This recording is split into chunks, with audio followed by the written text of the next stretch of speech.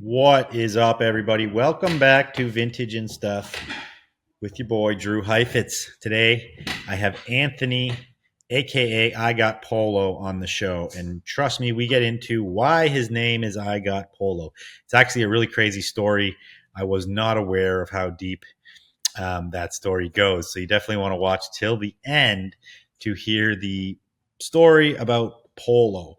But a big part of this episode is talking about bandos again. I know. We talk about bandos on this show a lot, aka abandoned buildings, houses, picking in abandoned places. But Anthony, unbeknownst to most of you, is actually the godfather of the whole picking and bando movements. And again, that story that he tells is crazy of how he got into it, his respect for it, his history with it. It's pretty crazy. So glad I went there on this one with him. And yes, I know we talk about bandos a lot, but it's super interesting stuff. We also talk about a lot of other things. He rolls deep. He's been doing Rose Bowl for a long time. He's a San Diego local. He's mentored a lot of people. He's really out there to help big up the community. It's crazy.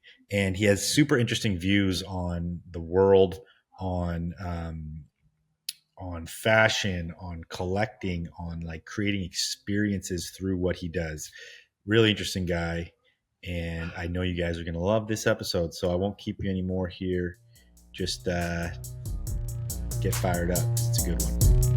Welcome to Vintage and Soft with Drew Heifetz. Welcome to Vintage and welcome to Vintage and Soft with Drew Heifetz. Welcome to Vintage and welcome to Vintage and Soft. Drew Heifetz. Welcome to Vintage and welcome to Vintage and Soft. Vintage and Soft.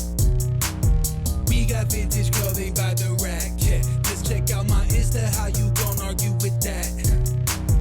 Everything you see, I manifest. I'm an architect. I think I'ma run it back. We got vintage clothing by the rack. Just check out my Insta. How you gon' argue with that? Everything you see, I manifest. I'm an architect. I think I'll have some of that. Anthony, I got Polo. Welcome to the show, my man.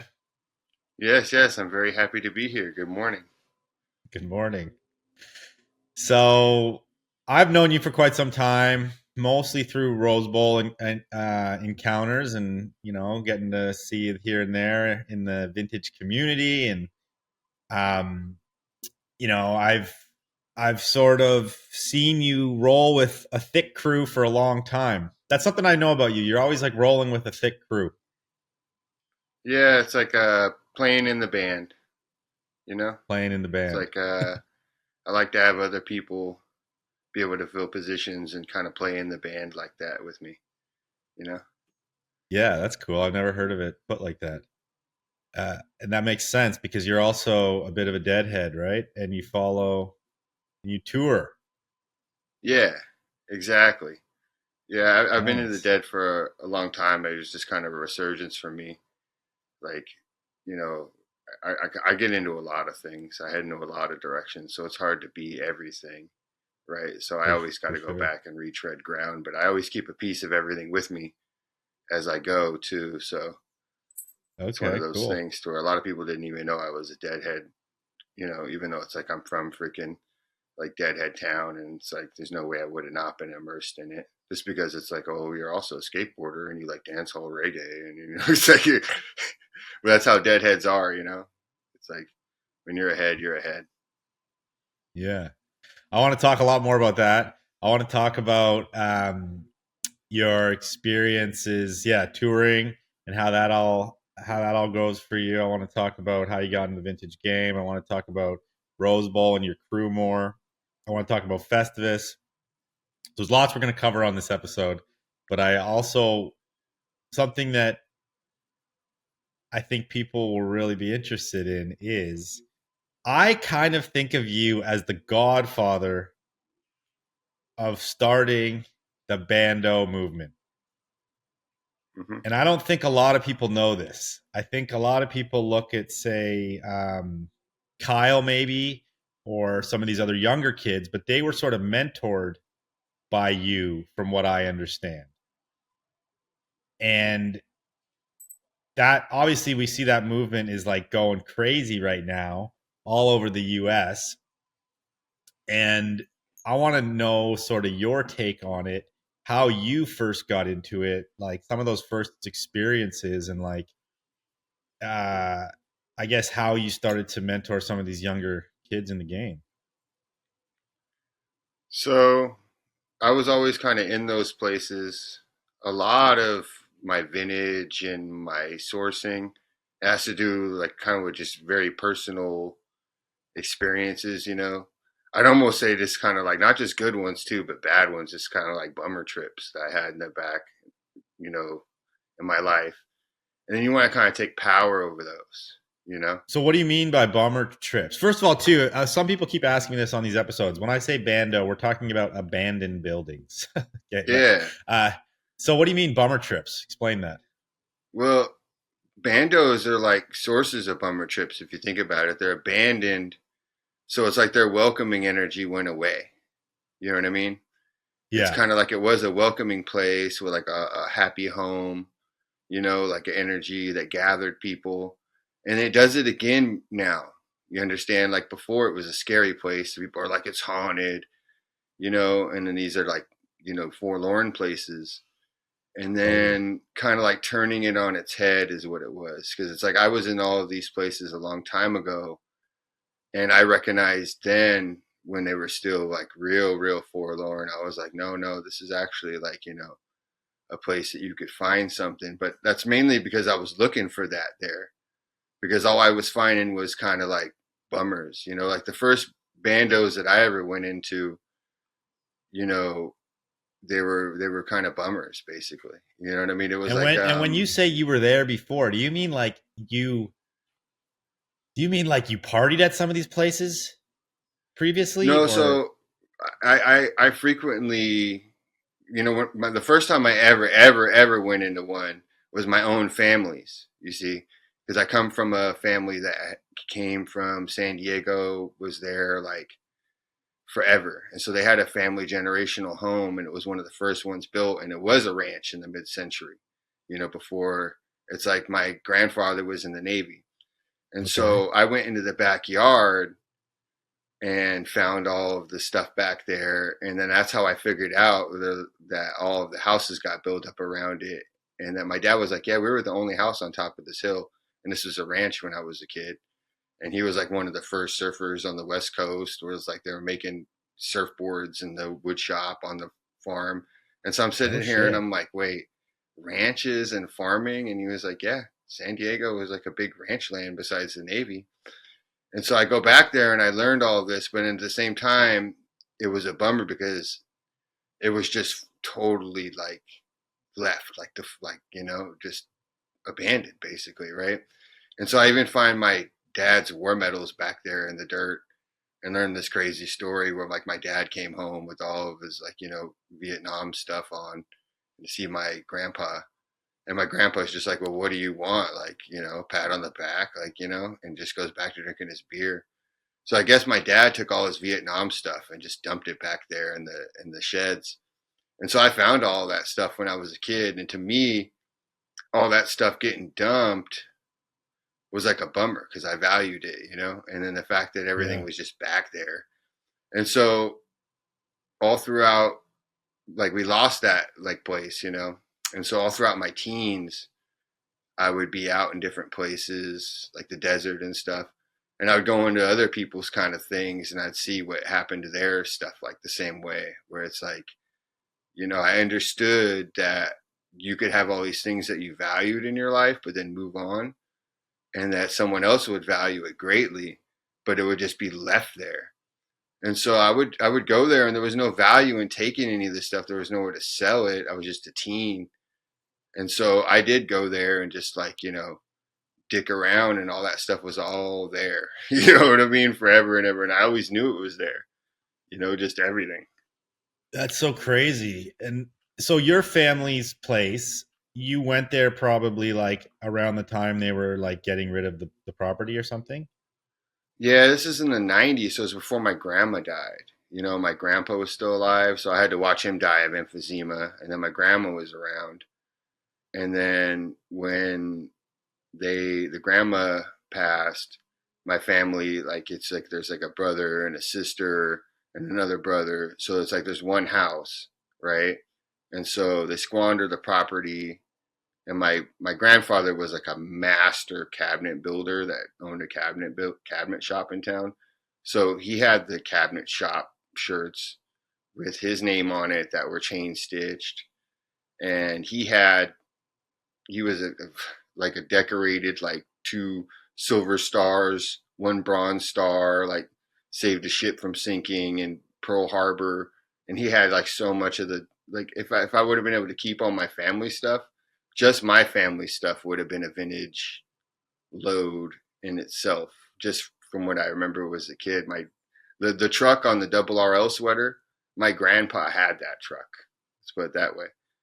You know Wow. what I mean? So I had to watch all that stuff just get thrown to the wind, and it hurt my dad too because he wanted to keep it. He was the only one that apprenticed. Like the other brother didn't apprentice under my grandpa as a cabinet builder, and my dad went through all the trouble to do that. But then parents and people from the old days were like real assholes, you know, like put you through Catholic school and they're real hard and tough. And so my grandpa was just like super tough and never like let my dad get ever anything. You know what I mean? Like ever like a hug or nothing until like the very end when it was like dying of emphysema, and then finally he started loosening up. But then after that, it's bittersweet because it's like he doesn't get to keep the truck, the cabinet workshop, or any of that. And so from that, we split to Idaho, and then Oh, you and your even family there, moved to Idaho. yeah. And so even there, immediately after we lose the family home, we go to Idaho, and I start going into like bandos there, and then like one of them ends up being a sawmill that my dad worked at as a logger in the '60s. So the story is I wore Carhartt pants to school because my parents were poor, and I got made fun of it, but I thought it was cool anyway, right? And then I go out into a sawmill and I find Carhartts and like tools and stuff. And so I start taking it, and I take some like overalls or something like that. And I go back to my dad and I'm like, yeah, like I found Carhartt, and there's some tools. We should go back there and take it. We could like pawn them, and like you can get beer money, and I could go get some toys, right? Like I'm sitting here and I'm already like, thinking like this, right? Scheming And my on some dad is shit. just like super, like he is so burned at me. He is like, first of all, he's like, those are my tools I left back in there, and I was counting on no one ever taking them. He's like, it's like stealing from your ancestors. He's like, I worked in that mill. He's like, guess whose shit you're taking? He's like, you know what I mean? And I'm sitting there and I'm just like, and also I'm thinking it's going to be cool, because my dad also will come around, usually. Yeah.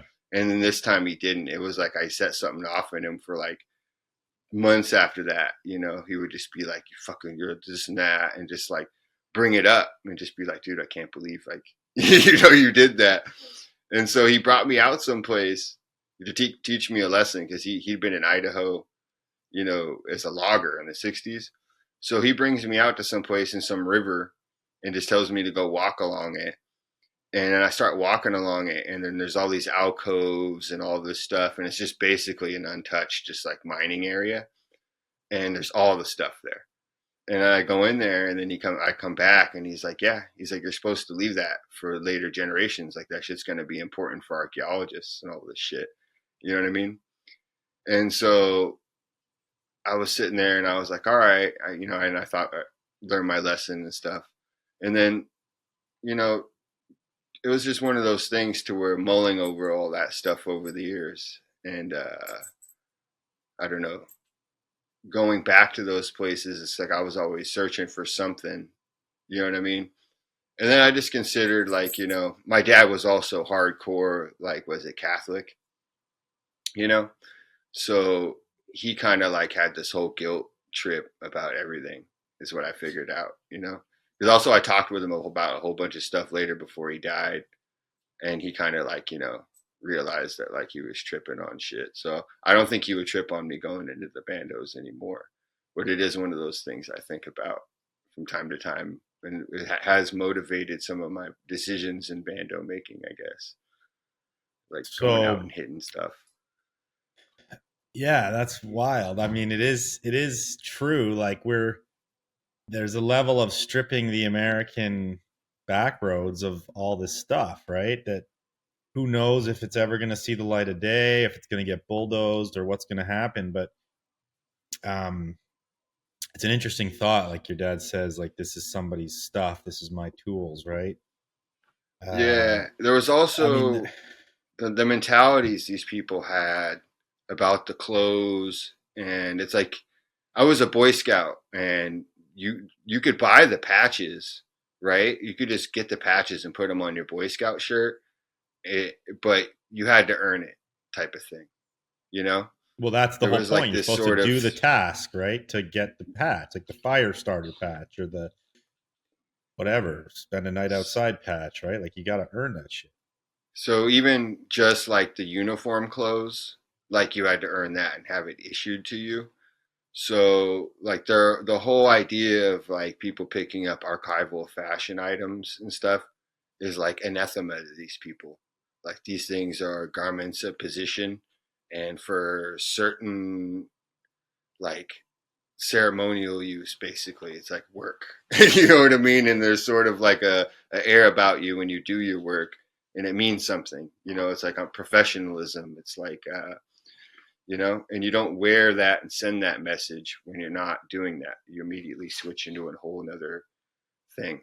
You know what I mean? And then the air about you changes, you know? Yeah, that's an interesting topic as well because nowadays that doesn't exist as much in our society, right?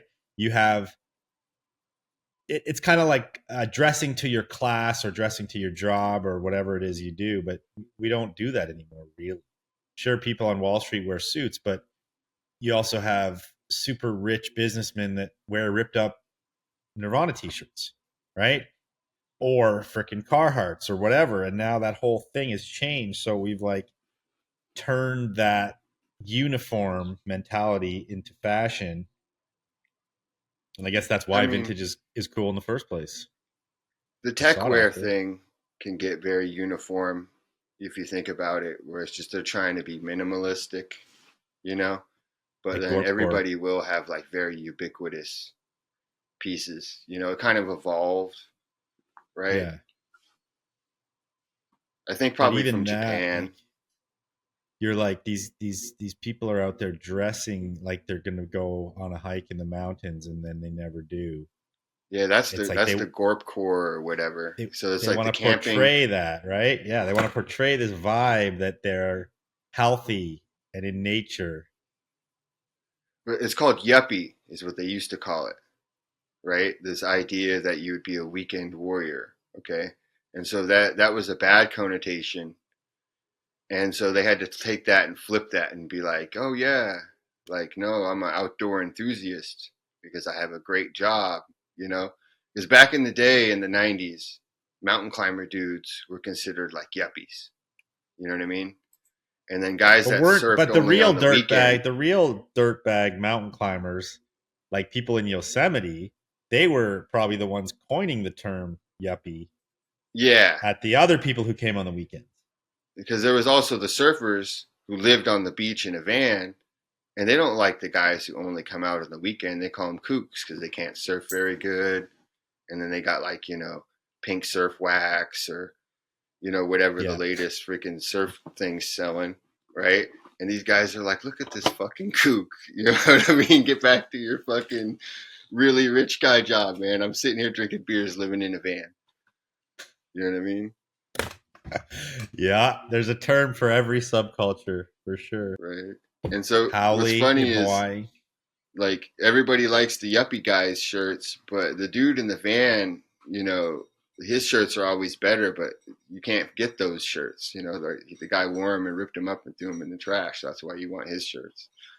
You know what I mean? The yuppie guy shirts are like all in everybody's garage, and it's like some fucking surf wear thing, all fucking neon. He didn't go to a real surf shop.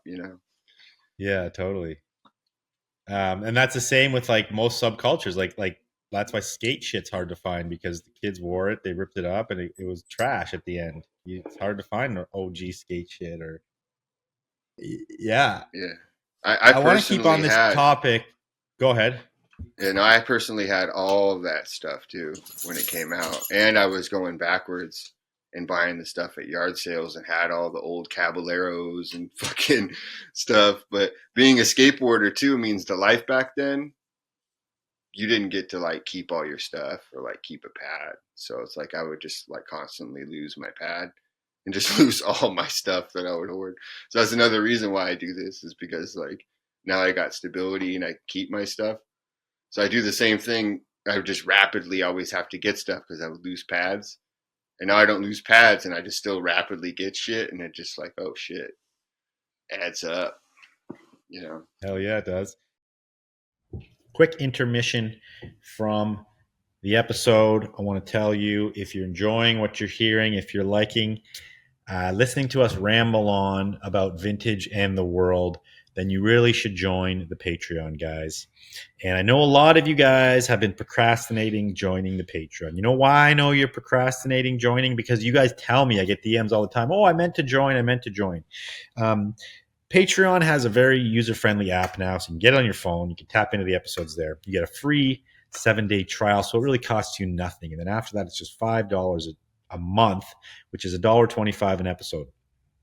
Now, stop procrastinating things in your life. I'm going to use the make your bed philosophy. Get up in the morning, make your bed. At least when you come home at the end of the day, you've made your bed. Stop procrastinating the little things in your life, the little things like signing up for the Patreon to get the full 2-hour episodes, which is going to educate you so much about the business. All the really good, deep stuff are in the 2-hour episodes. It's going to make you more money. It's going to make you a lot more money, a lot more than $5 extra a month. You're going to learn a lot. You're going to thank me later. Stop procrastinating. Go right now and get on the Patreon. Enough said. Back to the episode.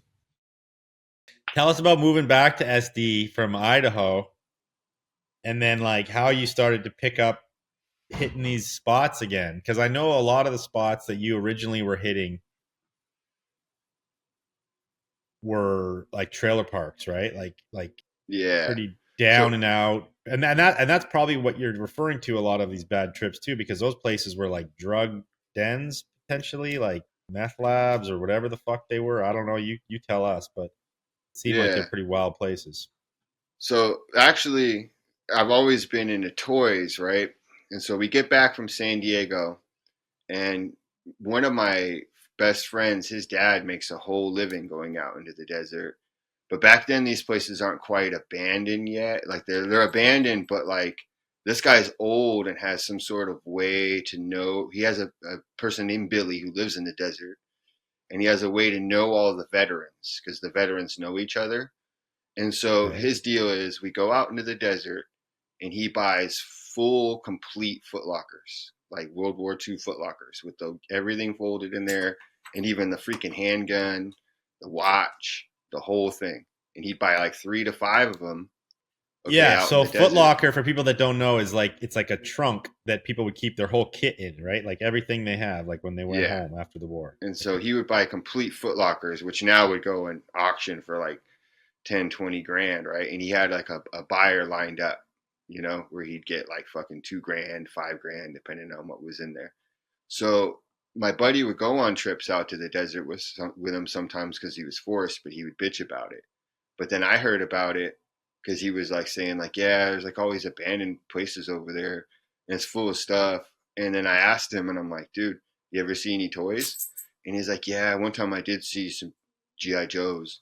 And I sat there and that's all I needed to hear was that there was an abandoned house with GI Joes out there. And I'm like, dude, we're going out there. We got to go look for GI Joes and old toys in these abandoned houses in the desert that someone left in the 80s. And so sure as shit, we go out there and we find a bunch of scorpions and shit at first. And we're looking around. And then, yeah, we end up finding like a fucking decrepit toy room and fucking just stripping it, and bringing it all back and playing with it. So it No actually way. worked out. And that's what taught me that you could kind of dream that the shit would be there that you're looking for and it would just be there. Right. And even to this day, I found toy rooms like that where there's still toy rooms. That's another thing is like, not even for jeans, I look for old decrepit toy rooms. And at That's this another age, thing. you're still at the age where you're playing with GI Joe. Like, how old were you at this time? I never gave it up. I took it as a characteristic because in those days there was an actual like demarcation line.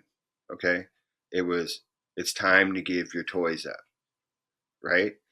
And so I got bounced around a lot in my family where I had to live with aunts and stuff like that.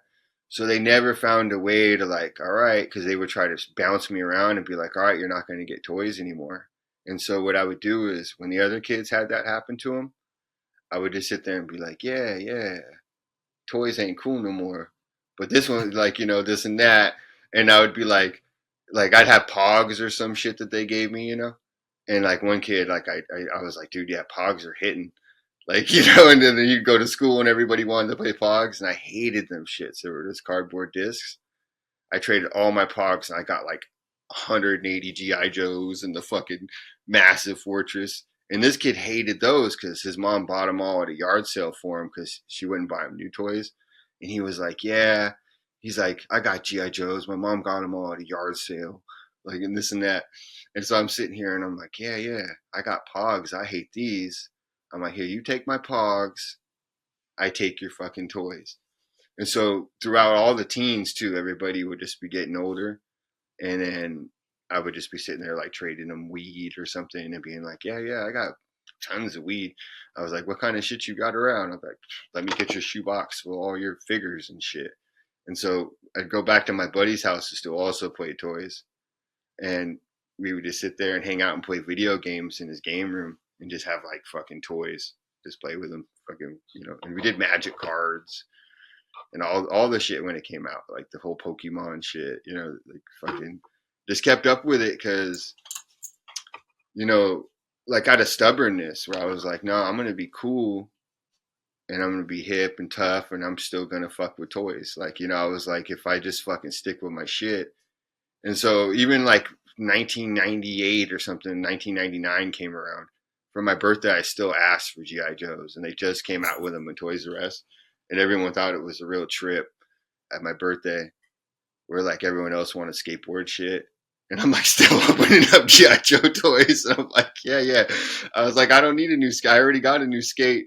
And I had like 3 shorties backpacks. I had the Osiris G bag.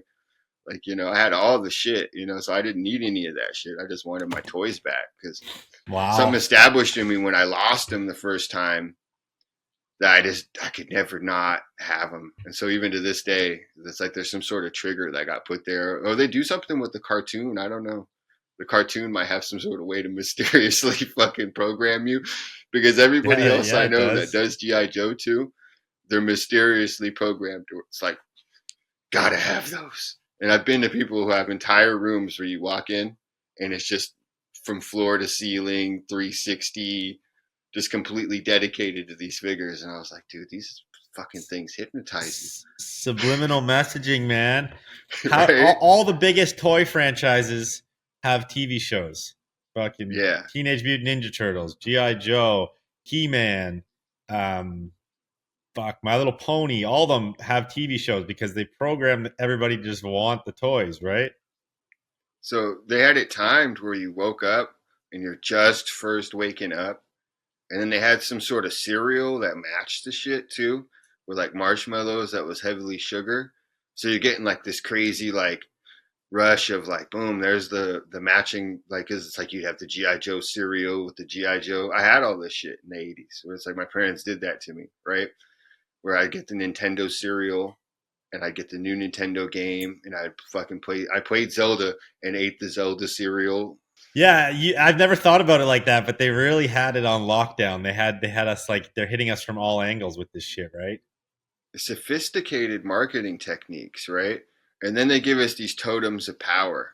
And that's the other thing is like parroting changed, And then so all of a sudden, like, you're kind of getting some power from some sort of little character figure, to get comfort. It's like I used to want to drag them to school, and the school hates that. They don't want you fucking sitting there, like, not paying attention to their work and just dicking around with figures, but they'd make you feel comfortable.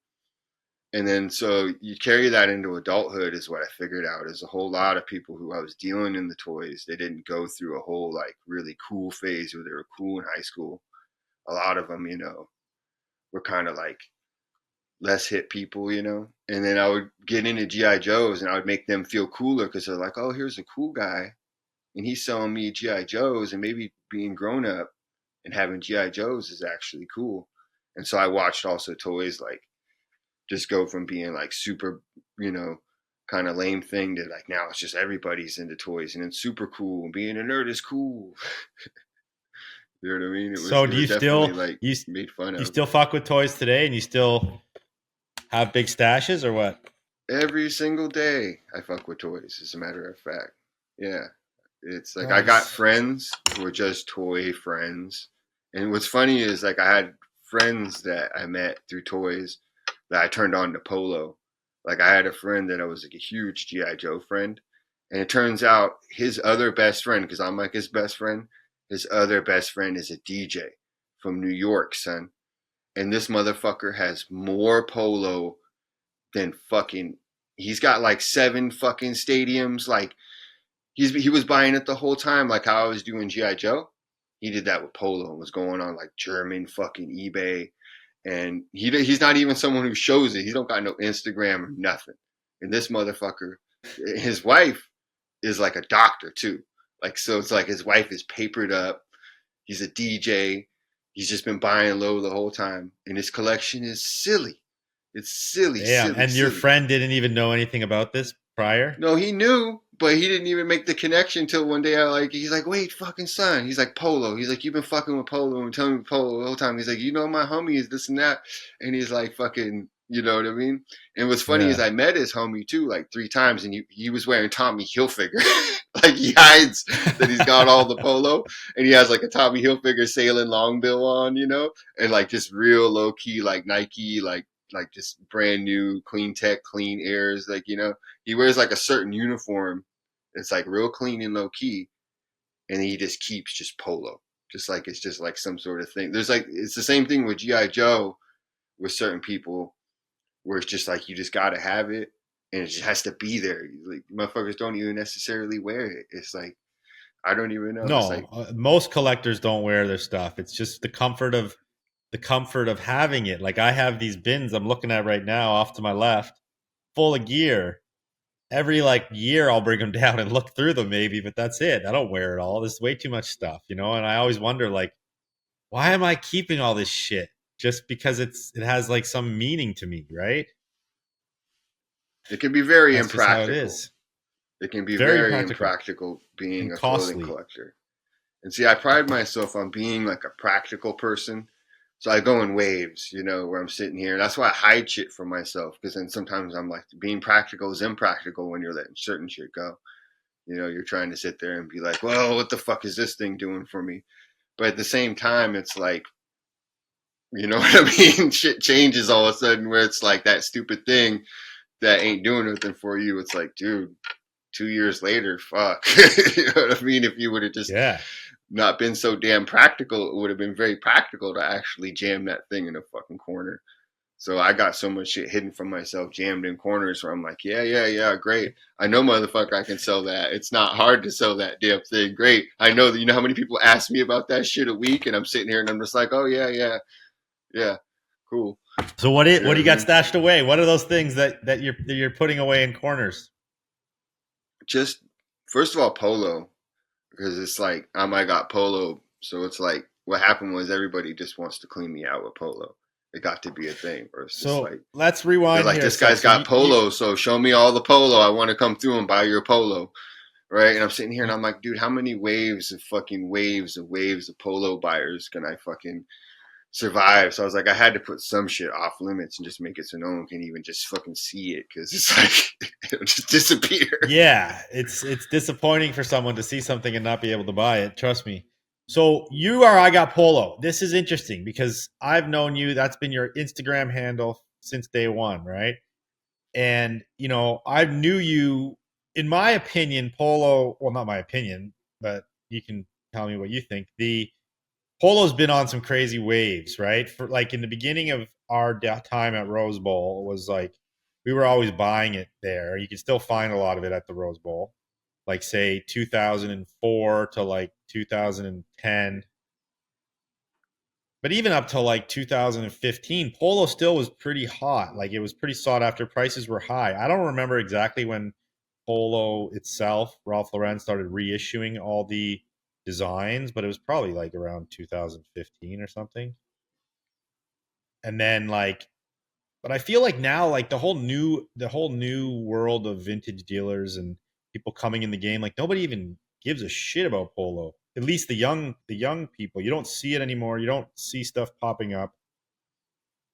Nobody's really talking about it like they used to. It used to be like the currency. It was like the grail currency that we would like hold on to as dealers and people into vintage. It's gone through so many ups and downs. So like what is your connection to it from the beginning? So first I'd say is it got watered down because Polo needed to cash in on their own logos. We were all able to cash in on their old logos for a long time because they did stay really tasteful and above that for as long as they could. They put it off, and even when they did bring them back, first they tried to sell vintage. Even you know what I mean? They're like, we got an original Fireball code. It's $1,200 or something, and it sold on their site. Yeah. And then they put the bear out, and they let it trickle out at first, and then they went crazy. You know, they're like, dude, let's just do fantasy stuff and just throw 40 bears on a shirt because people wanted it and the demand is there. And they're like, we can't just have people going sideways and buying Polo Bear sweaters off everybody forever for $500. And so some of that stuff was a bubble too, where people shouldn't have been trying to get like $500 for like a printed on Polo Bear thing that was happening. Yeah, at one the point. reissue, you mean like the resell of the reissue. Right. No, just the original stuff back Oh, in the the day. There original. was hardly any supply of all that Polar Bear shit when it hit. Like, you know what I mean? Like all the old stuff happened and then it went away. And then all of a sudden everybody wanted it again. And Polo didn't pick up on that market right away. Like they were kind of like, and then so we had a long time where we could sit there and trade in Polo Bear without Polo really competing with us and ask whatever we want. And some people just got greedy. And that's why Polo had to step in and be like, all right, Yeah. you know, and then my Polo was really connect, good at that. Polo really is good at like, I mean, at least until they did that, was really good at like staying true to their and authentic to like their brand message and what they stood for. And I feel like that was a weird turning point because the quality they put out on that stuff, in my opinion, was terrible. right? No, it still has demand, but the problem is the shop started capturing it all. You can go get the look now. Like Polo is doing well, making their look accessible.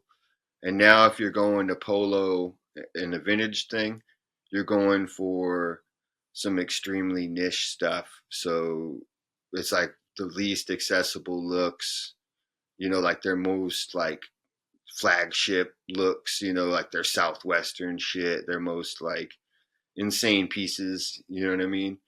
It's Yeah. like it should have been there. It was there kind of from the beginning, and then a whole lot of stuff got let in the door just because it was like, you know, everybody's selling the shit, and then the demand exploded. And then the look being accessible is one of the reasons why I got into it. And then also it did something with those little horses and the little color arrangements, you know. There was something that triggers your OCD where you're like sitting here and you're like, oh, I got to have all the colors or something like that, you know, because I'm a GI Joe collector and I'm like all this and that. So I liked Lacoste first. Like when I was growing up, I had all the Lacoste stuff when I was like little in the 80s. It's like my mom bought me Vans and Lacoste stuff. I didn't even know about Polo. And I was listening to rap the whole time because I used to just dress in all like the Woo wear and shit like that. And they were talking about Polo, but it wasn't accessible because where I lived, there was no like store to really go buy it. I didn't know where to go buy it. But then I started finding it in the thrift, and I was the only one that would like take to the kind of like collared shirts and shit. And then a few years later, it like starts getting big. Like all the Southern guys start wearing the collar shirts. And so I have like a huge wardrobe of this shit because I'm like obsessively going to thrift stores and just buying polo and putting together all these fucking looks for my own whimsical fucking tastes, right? And so I go on the internet and I'm like polo collector, right? Da, da, da, da, da. And I make like literally like a Craigslist post or something. And then I'm sitting here and I find out that like, you know, oh shit, like there's people in New York like fucking fiending for this shit. And so, you know, I make like an Instagram eventually, but like already like through Craigslist, that stupid polo post I made, I already had people hitting me up being like, oh yeah, this is the polo I got. And then their polo is just like spell out like polo sport. And I'm like, what the fuck? Like, well, you're collecting this shit? Like, it made no sense to me because all that shit I looked too close to like the Rockaware and Woo Wear shit I did, you know what I mean? I was sitting there and I was like, you know, I'm not really going for the sporty look. You know what I mean? I'm going for the preppy look. But then I sat there and I was like, I had a lot of that sporty shit just because I was buying it because it said polo on it and it was dope and it was like $3 or some shit. And then I'm sitting there and people who are in New York are hitting me up and they're like, yeah, I'll give you like $75 for that shit that says Polo High Tech on it. And I'm sitting there and I'm like, fuck yeah. I got like 13 of those, dude. You know, because I would go to Kobe's and there would be like $1 a piece fucking clothes. And I'd be like, oh shit, I'll take all these polo shirts. You know what I mean? And I'm sitting here and I'm like, oh yeah, how about 75 times 10? Motherfucker would be like, done. I'm like, $7.50 for $1 t-shirt, $1 button-ups, done deal. You know, God and damn, so all these nice. guys are stoked because immediately they're turning around and they're flipping that shit in fucking New York, right? And so the word gets around, and I'm sitting here and I'm driving around town. Like I wake up wild early and I'm literally buying trash bags of polo from everywhere I can get it. Like every thrift store has it at this point. Like literally no one wants it. I could go in there and there'd be a polar bear sweater for $4 on the rack. And I would fucking just go back and I would just sit there and I would literally have to like have a phone die and then like use somebody's phone and get on the phone because I'd be on phone conversations making deals for so long selling like 20 trash bags full of clothes, sitting there like freaking having people send me mail orders and shit who don't have PayPal but are still willing to deal because they're like, yeah, my homie says you're good. All the package came through and is good. He's like, I'm gonna da da da da. You know, I'm sitting here and I'm like, damn, you know what I mean? But like the people who are contacting me too, where I'm like, I'm not fucking this money order over just because this guy's in New York. Like this guy sounds like fucking, you know what I mean? If I fuck his money order off, this dude's gonna come see me about this shit, right? Oh yeah. You Yo, what know? year was this? Oh man, like it was around like 2012 when I first made the Instagram, you know, because I made it. I Yeah. got polo, but I didn't. I was gonna make it just to start showing the polo because I was sitting there and I was dealing with all the polo heads and wearing it to where I didn't even consider it like a sales page. Like at first, it was more so just to like I wanted to. I was getting so much of that stuff, right? And I realized like someday it might be relevant how much of this polo I had. Like I should probably picture some of it, is what I was thinking. Because I ran through so much so fast. I was running through so many clothes because I was the exclusive. Like there's maybe like other people who are like, you know, wake up, do it once in a while. I'm like the exclusive guy who's waking up and going ever present. I'm going to every single fucking store and buying everything, like literally like down to the wire to where I'm trying to make it to another one like 5 minutes before they close so I could rush in and have them sitting there being like ringing me out and letting me out while it's locked to get the fucking shit. You know what I'm saying? Because that's how much there was and how lucrative it was because it was literally leaving for me like the fucking same day. Quick, And you quick, had quick. it all sold to these homies in New York just through connections you've made. That's why all these fucking polo guys still follow me years later because I put fucking food into these fucking dudes' mouths, dude. Like for real. Like I got food in my mouth too because I was sitting there fucking being like, "What?" Like you know what I mean? Like this is crazy because I was selling stuff time to time. Like I found a Gucci bag for $3 and got 200 for it, and I was like, "Wow." But the polo was better because it was like when I sold the Gucci bag, I had to sit there and convince the guy it was real. I got the dude literally call me on the phone, being like, "Are you sure it's real?" You know what I mean? I'm sitting here like, "Fuck, dude." And when I sell the polo, it's like I'm sitting here and I'm getting like $100, $200 for a sweater, and motherfuckers know exactly what it is. You know what I mean? And like want more. They're like, "Yeah." As soon as you get more, I'm sitting here and I'm like, "Fuck, this is great." This is great. And And who no are other these? brand was Who were doing these that. guys? Were just flipping it to the homies in New York? Did they have stores, or were they just like hustling? Dude, I think some of these guys were also just like hardcore, like polo dudes. They had money. Like, cause you know what I mean? These fuckers would spend $30, $40 on a plate of spaghetti, I guess. You know what I mean? So to them, like, they're used to going to the polo store and like jacking it, buying it or whatever. So even the prices that I was hitting them with, it was nothing. Like they had friends too that would be in Cali that would sometimes come through. And that's why I started selling it in person, was because like I started realizing, I was like, man, people will just buy this shit and I won't have to fucking ship it and I'll get more for it if I sell it. Cause it was also starting to like, get a little slower and pick it up. And it's like little kids in my town I put on are buying it from me. And like Taz Arnold's coming out. So people would come in Range Rovers and shit and have polo, the trade, even back then. You know what I mean? It was a trip. Like, the And whole is polo thing was that was like the beginnings of you really being a vintage dealer? pretty much like vintage was around. And the first people in my town that did a vintage collective, if you went in there, would have went in there, like the tastes were completely different. I think they had like Fred Perry track jackets, Adidas track jackets, those Lacoste like polos that are like mesh. It was like real like track centric heavy kind of like sportswear heavy, like real like the funky Nike crew necks that have too many Nike logos on them shit, you know. And then also things were priced really low. It was like basically thrift was basically like vintage and thrift were synonymous at this point. You know what I mean? There Yeah. wasn't like a premium on it. It was sort of like, I think people were literally getting like thrift store donations and then saying it was vintage to be able to sell it. So everyone had real low expectations. Like I have sold Yeah, that's probably how extremely it was just bomb shirts for in San $30 back Diego. then. What's But up? it was like that's probably just San Diego, because by that point LA would have had a lot of good vintage stores, Oh, or exactly. like New That's what York. that's what made everything crack. Was I was smart enough to take everything up to LA. Like when I found those Yeah. guys and their expectations, and I'm dealing with polo. I'm looking at that separately from vintage at the time. I'm looking at it as like resale designer clothes. Like that's how it was like you sell some secondhand Gucci, and you wouldn't even look at what year it came out and call it vintage. It was just like second hand. And then being Yeah. able to call it vintage and make it premium, that's where everything got real unclear, because what the hell makes it vintage? And it's like, nah, this is vintage, not this. Because like I said, you go into a vintage place, everyone's idea of vintage was real unclear. It was sort of just like secondhand clothes, basically. Like maybe something that you like a hip kid would pick, you know? Yeah, and the polo at that point, if you're saying 2012, some of the polos coming, some of it's like 80s, but a lot of it would be like mid 90s.